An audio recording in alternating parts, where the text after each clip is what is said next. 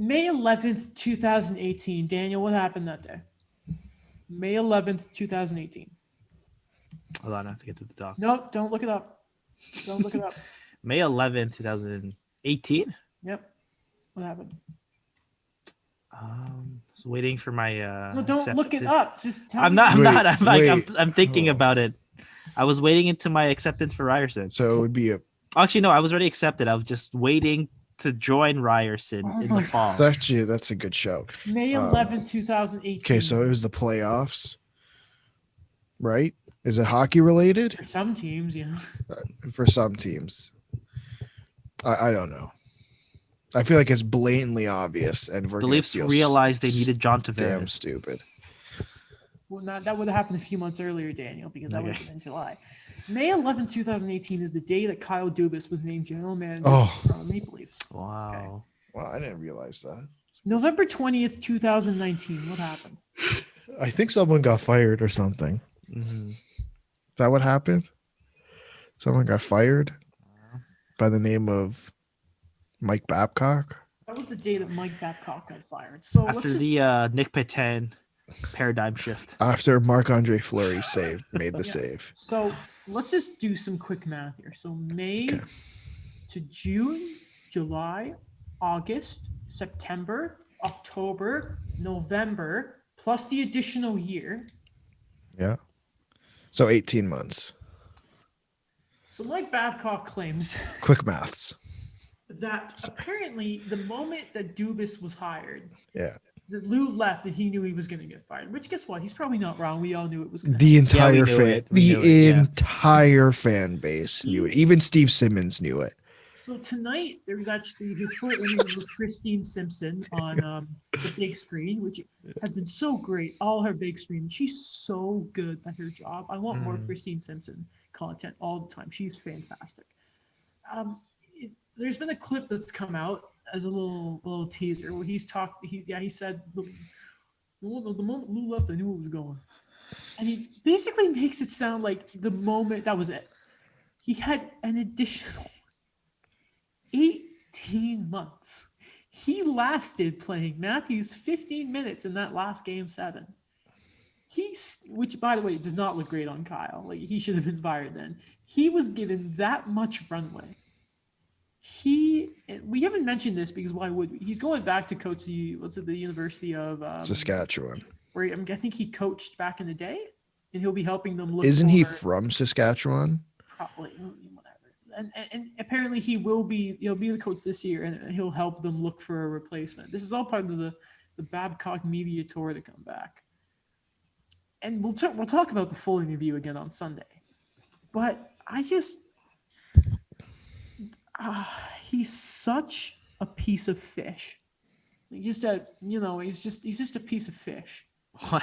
It's Again, just, he's becoming very slimy. he's just he's like a fish that they've brought out. Like they haven't taken the gills off of it, but like it's like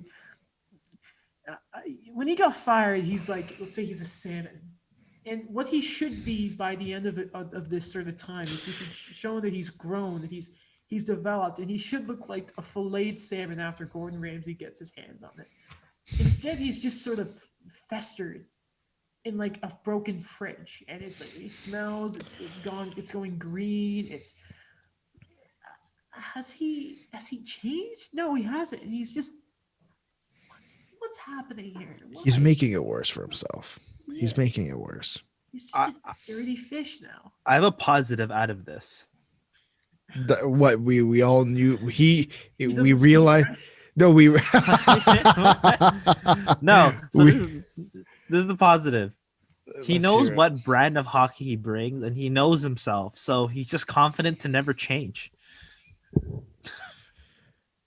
There was a clip of Jeff O'Neill, and I when it comes to the Leafs, I have a complicated relationship when it comes to Leaf stuff with Jeff O'Neill, because I don't obviously agree with everything he says, but I do respect his opinion a lot.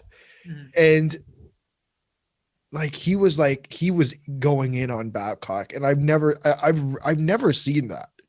I've never seen when he got fired, it was the right thing to do, et cetera, et cetera. But I've never seen Jeff O'Neill like that.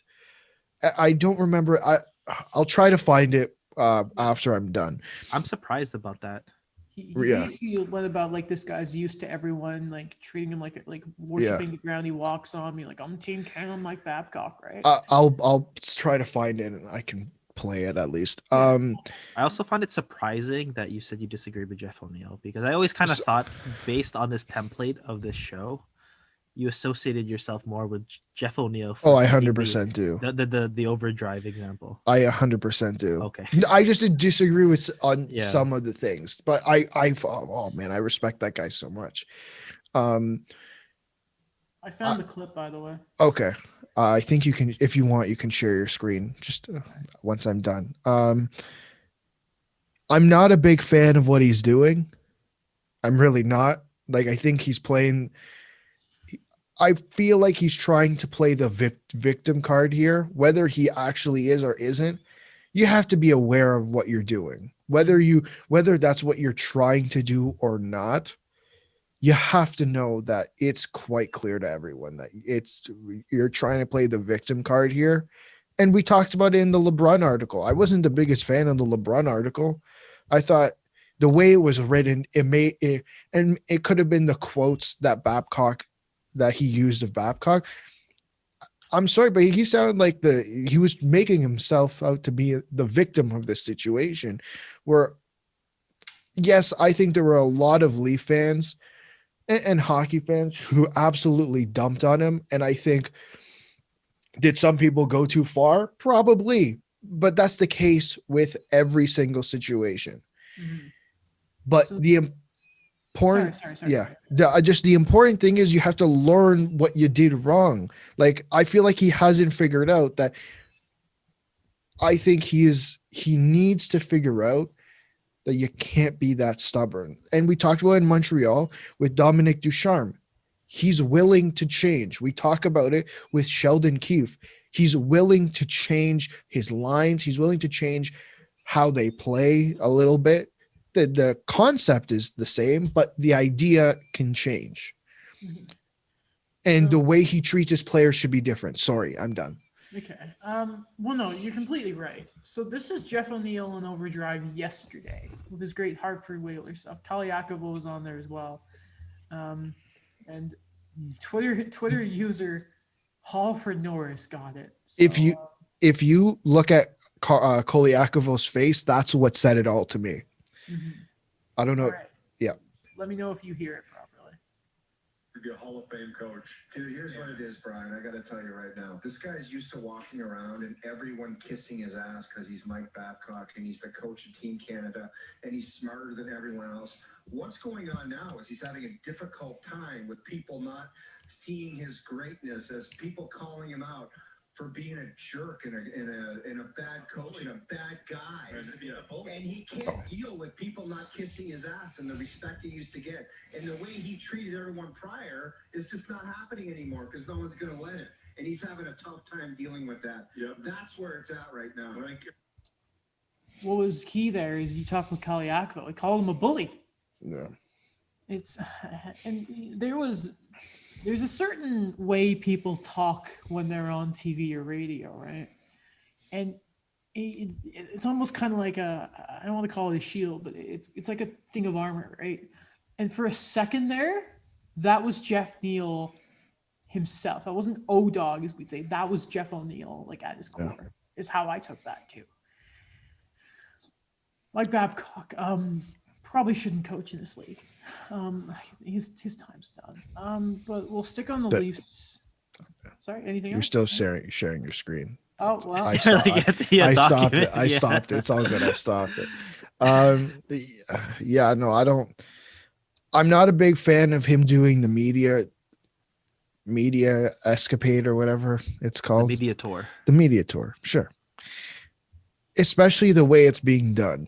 I think if you go on and say, this is how I've changed, I think there's been articles written in past instances about guys who have had issues and have come back and realized they've changed and then gone on media tours and talked about how they've changed.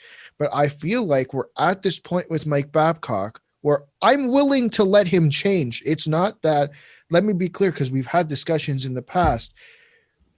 I'm willing, if he's willing to change and accept what he did wrong, come on back, man. Like, Mhm. clearly he's a respected coach, but he's not doing that. It's just media for fun. Mhm. Likes the sound of his own voice, to be honest.